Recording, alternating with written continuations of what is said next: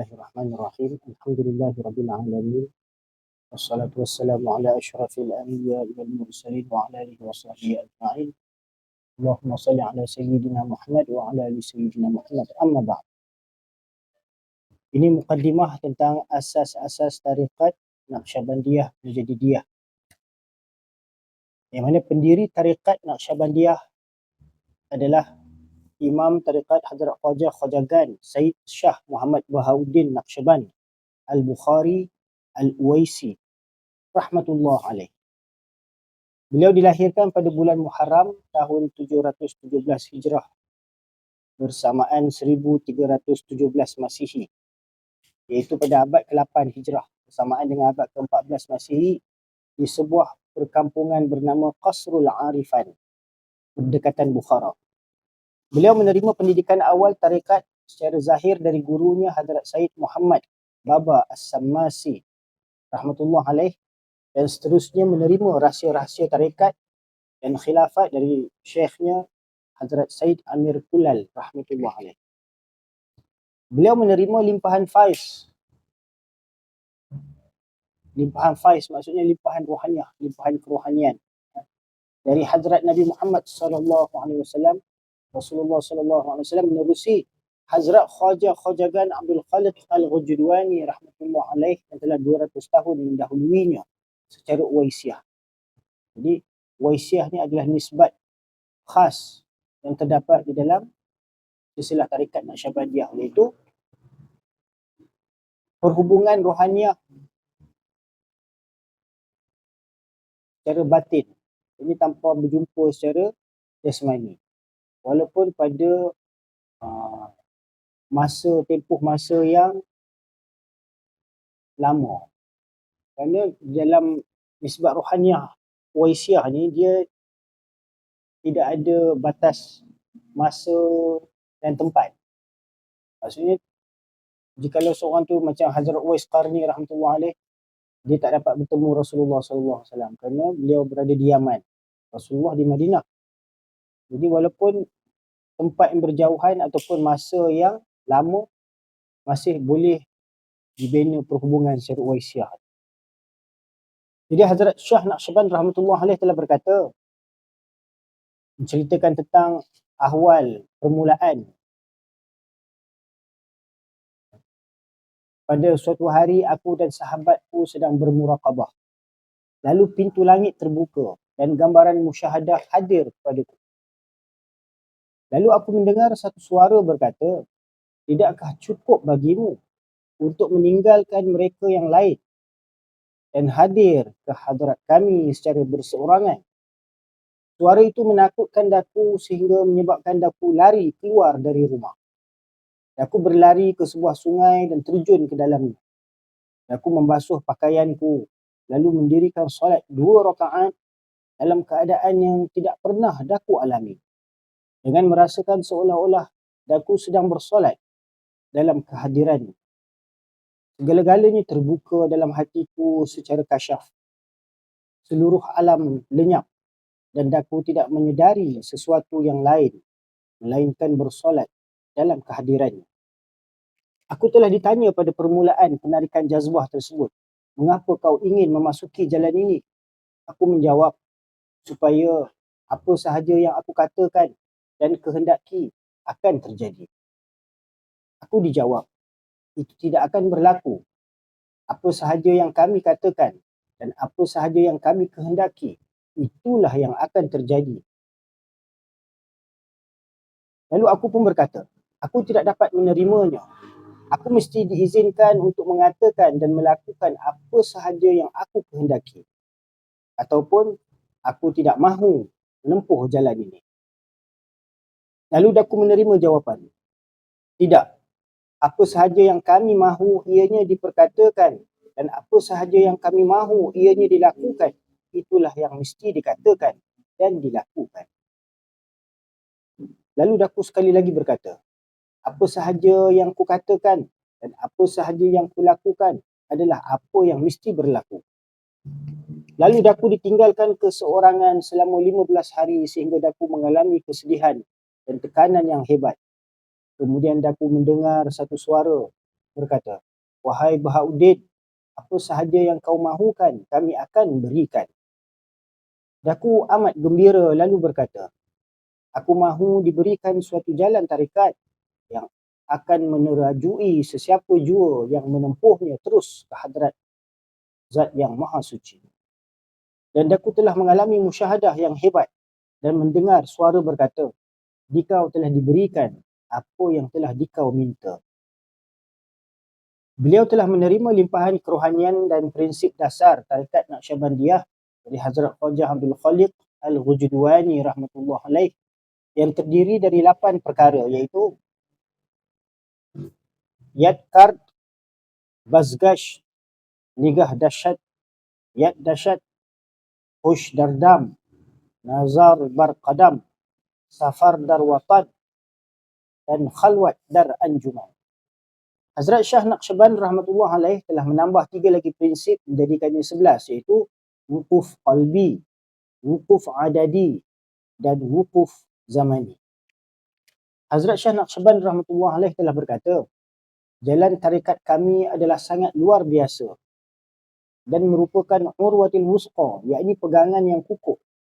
Dengan berpegang teguh secara sempurna dan menuruti sunnah baginda Nabi sallallahu alaihi wasallam dan para sahabat radhiyallahu anhum ajma'in. Mereka telah membawa daku ke jalan ini dengan kekurniaan dari awal hingga ke akhir. Daku hanya menyaksikan kekurniaan Allah, bukan kerana amalan. Menerusi jalan tarikat kami dengan amal yang sedikit, pintu-pintu rahmat akan terbuka dengan menuruti jejak langkah sunnah baginda Rasulullah sallallahu alaihi wasallam. Hazrat Shah Naqsyaband rahmatullah alaih mempunyai 2 orang khalifah besar, iaitu Hazrat Khwaja Alauddin Affar rahmatullah alaih dan Hazrat Khwaja Muhammad Parsa rahmatullah alaih, pengarang kitab Risalah Qudsiyah.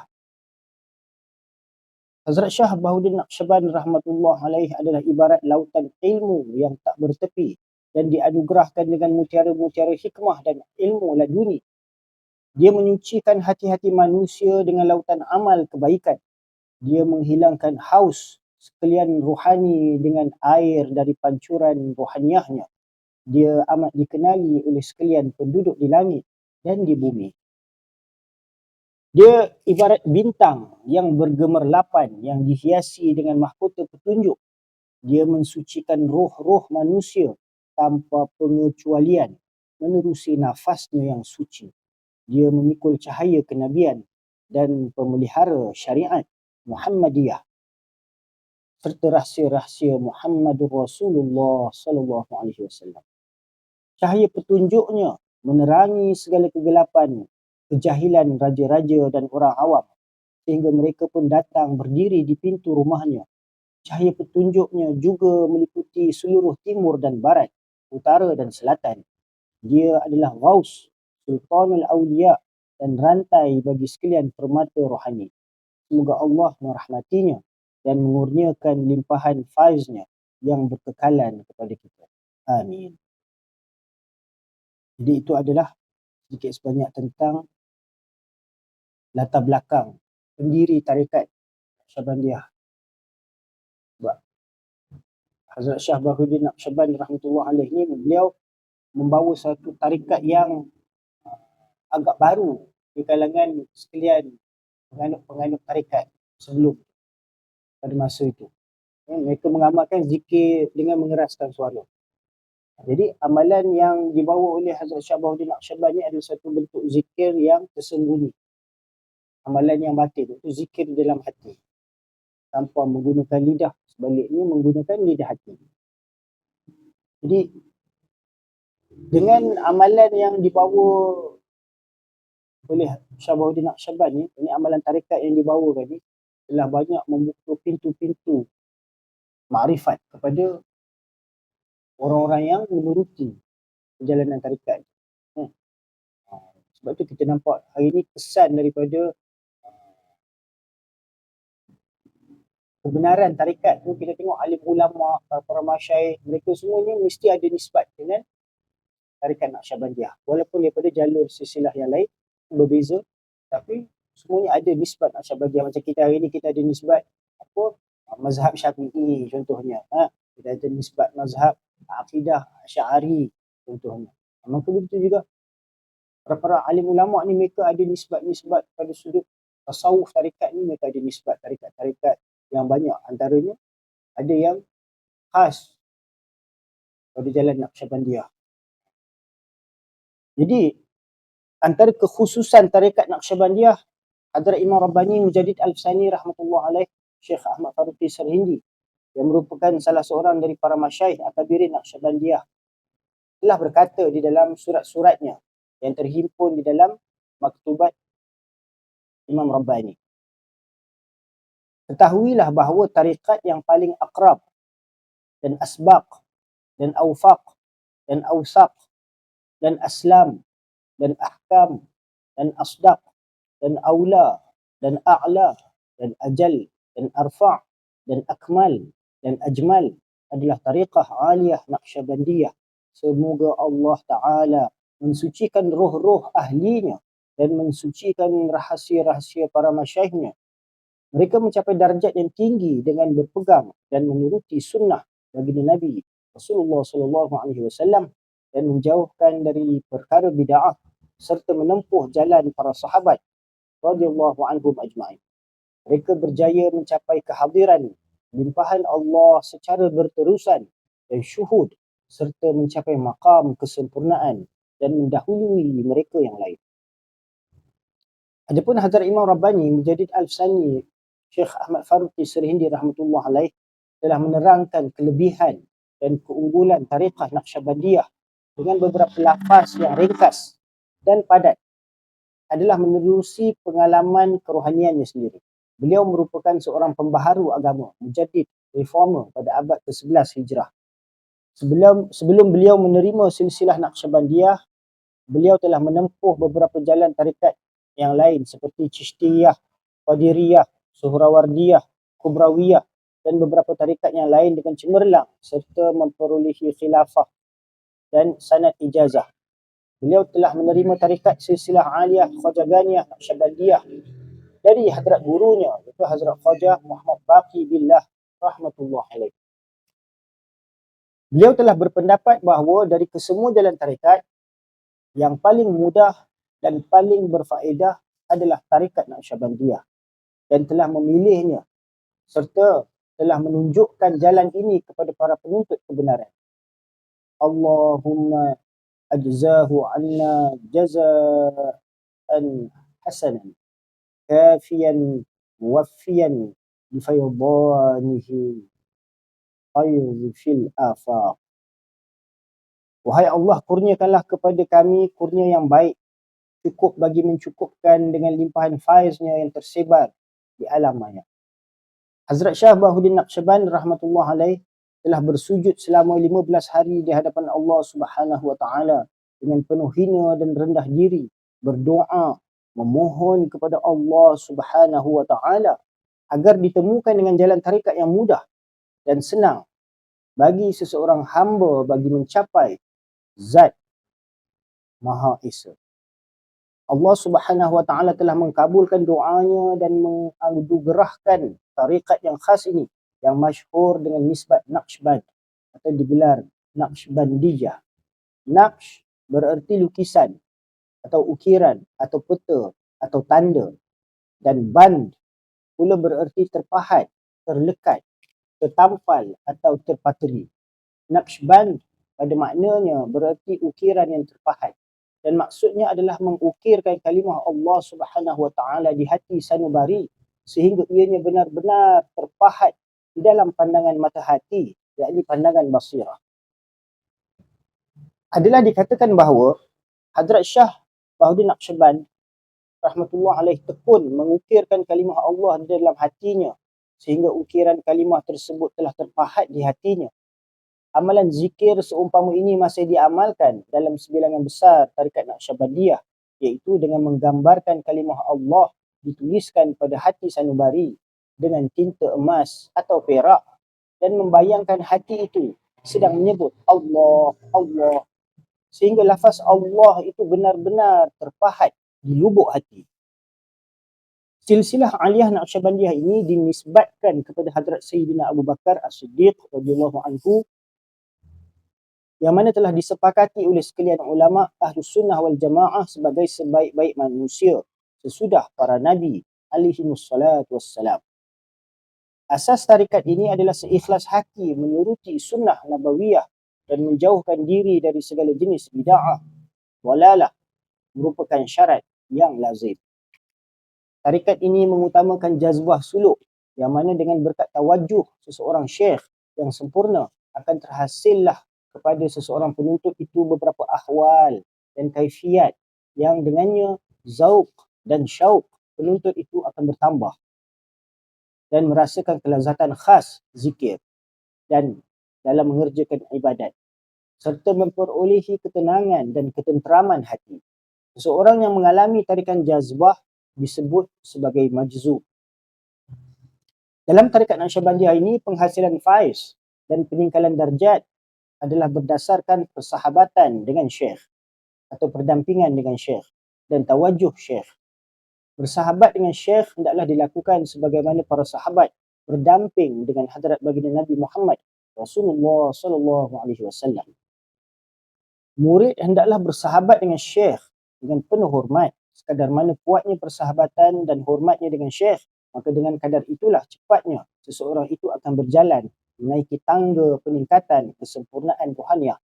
Kaedah penghasilan faiz dalam tarikat ini adalah seperti mana para sahabat menghadiri majlis hadrat baginda Nabi Rasulullah sallallahu alaihi wasallam. Dengan hanya duduk bersama-sama menghadiri majlis hadrat baginda Nabi Rasulullah sallallahu alaihi wasallam yang berkat dengan hati yang benar dan ikhlas serta penuh cinta dan mahabbat, biarpun hanya sekali, orang yang hadir itu akan mencapai kesempurnaan iman pada maqam yang tertinggi. Begitulah keadaannya apabila seseorang itu hadir dan berkhidmat dalam majlis hadrat para masyayikh Naqsyabandiyah dengan hati yang benar dan ikhlas. Orang yang hadir itu akan dapat merasakan maqam syuhud dan irfan yang hanya akan diperolehi setelah begitu lama menuruti jalan-jalan tarikat yang lain. Kerana itulah para akabirin Naqsyabandiyah rahimahumullah mengatakan bahawa tarikat kami pada ain hakikatnya merupakan tarikat para sahabat. Dan dikatakan juga dar tariqahima mahrumin nest wa har ke mahrum ast dar tariqahima na khahad amad, yang bermaksud dalam tarikat kami sesiapa pun tidak diharamkan, dan barang siapa yang telah diharamkan dalam tarikat kami pasti tidak akan dapat datang. Yakni barang siapa yang menuruti tarikat kami, dia tak akan diharamkan dari menurutinya, dan barang siapa yang takdir Allah semenjak azali lagi telah diharamkan dari menuruti jalan ini, mereka itu sekali-kali tak akan dapat menurutinya. Di dalam tarikat Naqsyabandiyah, dawam hudur dan agahi, yakni sentiasa berjaga-jaga memerhatikan limpahan kurnia dari hadrat ilahi, menduduki makam yang suci yang mana di sisi para sahabat ridwanullah alaihim ajma'in dikenali sebagai ihsan. Dan menurut istilah para sufiyah, ianya disebut sebagai musyahadah atau syuhud atau yad dasyat atau ainul yaqin. Ianya merupakan hakikat bahawa engkau menyembah Allah seolah-olah engkau melihatnya. Anta abudallaha ka'annaka tarahu fa in lam takun tarahu fa innahu yara. Semoga Allah mengurniakan kita taufik. Itu sedikit sebanyak tentang kekhususan, keistimewaan dan kepentingan kita menempuh perjalanan tarikat ini, kerana nisbatnya berhubungan dengan hadrat Sayyidina Abu Bakar As-Siddiq radhiyallahu anhu. Dan sekalian para masyayikh akabirin Naqsyabandiyah, mereka ni dikurniakan dengan nisbat dawam hudur dan agahi, atau disebut dalam istilah di zaman para sahabat sebagai ihsan. Itulah hal keadaan mana kita beribadah menyembah Allah tu dengan merasakan seolah-olah kita melihat Allah. Jadi nak mencapai hal keadaan tersebut, ya, itulah perjuangan sekalian para sufi, khasnya sekalian para masyayikh akabirin Naqsyabandiyah dan sekalian para pengikut. Wallahu a'lam wa ilmuhu atam. InsyaAllah mudah-mudahan dengan sedikit penerangan ini dapatlah kita mengambil manfaat tentang perjalanan tarikat Naqsyabandiyah Mujadidiyah. Wabillahi taufiq wal hidayah. Wassalamualaikum warahmatullahi wabarakatuh.